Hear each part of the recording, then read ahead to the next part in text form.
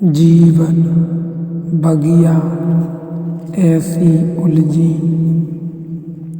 फूल हो गए कम कांटे ज्यादा, सिमटा जीवन डूबी सांसें, आना है तो अब भी आजा। यदि आपने अभी तक अंतिम अध्याय नहीं देखा है तो कृपया करके अंतिम अध्याय देखें, उसके बाद ही इस अध्याय में प्रवेश करें कि चलो अभी दो विदेशी सन्यासियाँ यहाँ वृक्षों के नीचे सो रही हैं। तो आज मुझे सुबह आकर उन्होंने कहा कि हम बड़ी परेशान हैं कि सभी भारतीय इससे बहुत चिंतित हैं और जो भी मिलता है कहता है कि ऐसा मत करो, यह क्या कर रहे हो, और हमें बहुत आनंद आ रहा है। तो मैंने उनको कहा तुम्हें पता नहीं भारतीयों को आनंद कभी नहीं आ सकता, वृक्ष के नीचे वैसे ही पड़े हैं, हम वृक्ष के नीचे वैसे ही पड़े हैं, तुम्हें आ सकता है क्योंकि वृक्ष से तुम्हारे फासले इतने हो गए हैं कि वृक्ष के नीचे होना एक अभूतपूर्व घटना है। दोनों से किसी भी भांति घटना घटित हो, साक्षी शेष रह जाए तो यह जो साक्षी है यह फिर हमारे भीतर भला हो हमारा नहीं है, यह फिर सभी में व्याप्त है।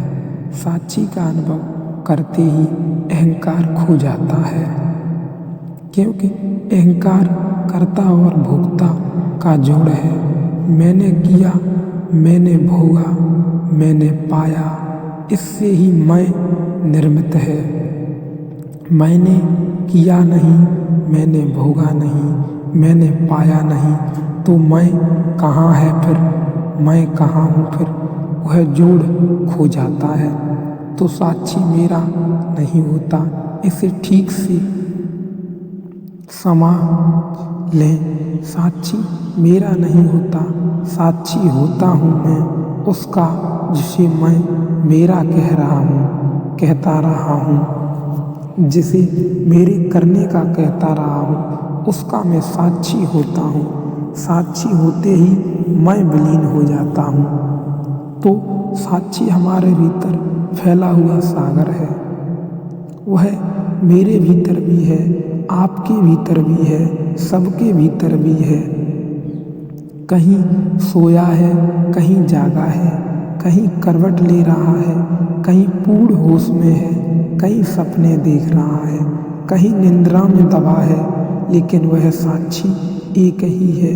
वह वृक्ष के भीतर भी वही है, पत्थर के भीतर भी वही है, बहुत गहन निद्रा में, प्रगाढ़ निद्रा में पशु के भीतर भी वही है, थोड़ा सा हल चलन में हमारे भीतर भी वही है, कभी कभी क्षण भर को जागा हुआ बुद्ध के भीतर भी वही है, और कारायष्ट के भीतर भी वही है, पूरी तरह जागा हुआ।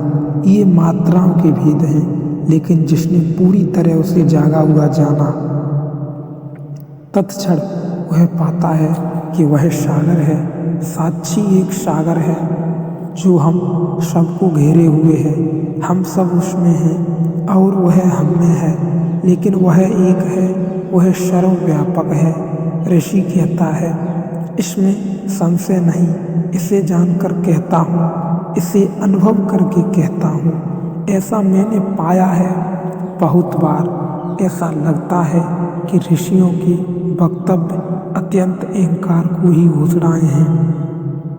जो नहीं जानते उन्हें लगेगा ही, जो अहंकार की भाषा के अतिरिक्त और कोई भाषा नहीं समझते उन्हें लगेगा ही कि यह कहना कि इसमें कोई भी संशय नहीं है, क्या दावेदारी नहीं है। क्या कृष्णमूर्ति को अगर यह वचन हम दें तो कृष्णमूर्ति को नहीं लगेगा कि यह अथॉरिटेटिव है, क्या यह आत्मवचन बनाने की चेष्टा नहीं है, क्योंकि कृष्णमूर्ति पसंद नहीं करेंगे ऐसा कहना कि जो मैं कहता हूँ इसमें कोई भी संशय नहीं है, क्योंकि वे कहते हैं कि ऐसा कहने का मतलब है कि मैं आप पर दबाव डाल रहा हूँ कि मुझे मानो। शायद उनकी बात भी थोड़ी ठीक है, क्योंकि ऐसे लोग हैं जो इसीलिए घोषणा करते हैं अधिकारपूर्ण वक्तव्य की ताकि वह मान लिया जाए, लेकिन ऐसे ही लोग हैं, ऐसे मान लेना भी गलत है।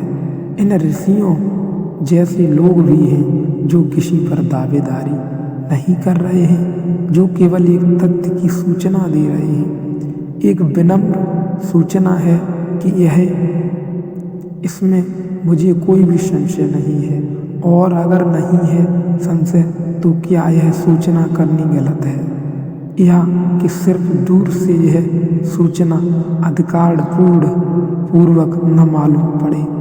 ऐसा कहना उचित होगा कि मुझे संशय है, या ऐसा कहना उचित होगा कि मुझे पता नहीं संशय है या नहीं, या ऐसा कहना उचित होगा कि इस संबंध में मैं कुछ भी नहीं कहूँगा, मुझे संशय है या नहीं, सिर्फ इस डर से कि किसी के लिए यह अधिकार वचन न बन जाए।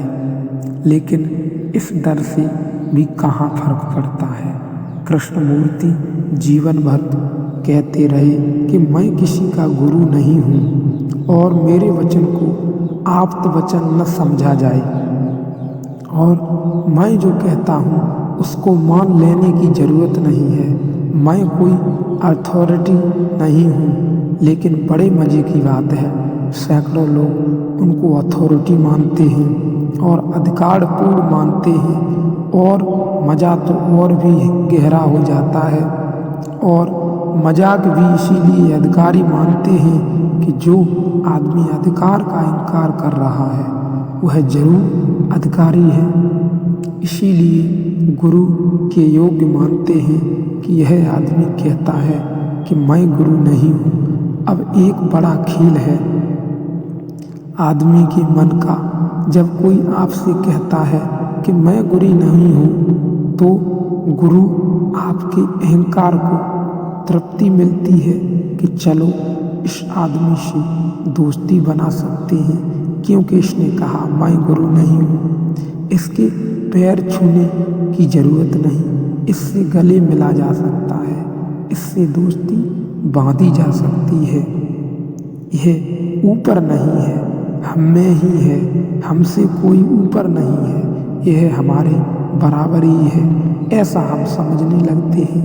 लेकिन उसके पैर न छूने की बात कहना वह उसके प्रति है, वह अपने प्रति कह रहा है। समझने वाले व्यक्ति समझ सकते हैं, लेकिन मूढ़ व्यक्ति उसको दोस्ती के रूप में लेकर पैर न छूने की बजाय गले में लगाने की दोस्ती का हाथ बढ़ाने लगते हैं, लेकिन उसकी बात को नहीं समझ सकते।